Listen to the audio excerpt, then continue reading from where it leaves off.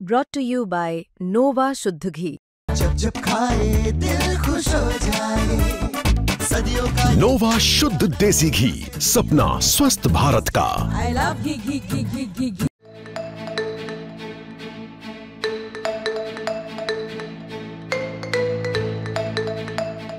अयोध्या में राम मंदिर के ऊपर पवित्र भगवा ध्वज फहराए जाने के बाद पाकिस्तान ने इसे एक मुद्दा बनाने की कोशिश की।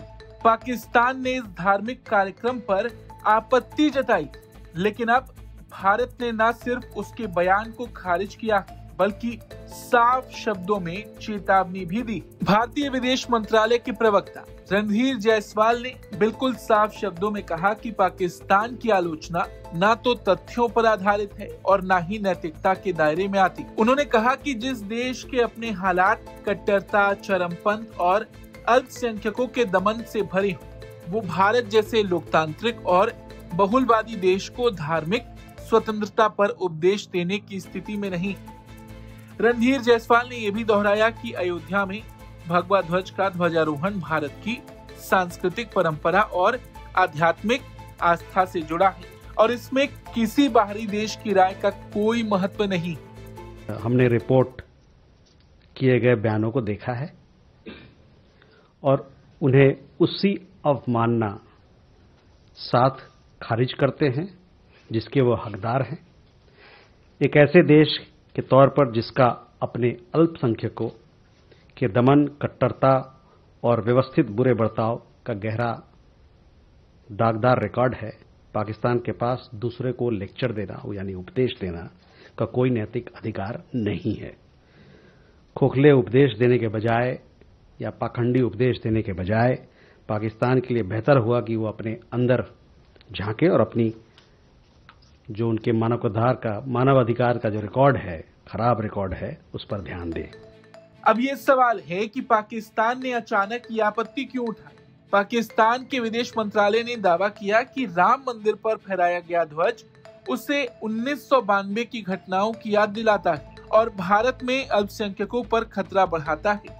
पाकिस्तान ने यहाँ तक कहा कि अंतर्राष्ट्रीय संस्थाओं को इस मामले में हस्तक्षेप करना चाहिए, यानी एक धार्मिक कार्यक्रम को राजनीतिक रंग देने की पाकिस्तान ने पूरी कोशिश की। अब भारत के अंदर क्या हो रहा है, इससे पाकिस्तान का क्या लेना देना।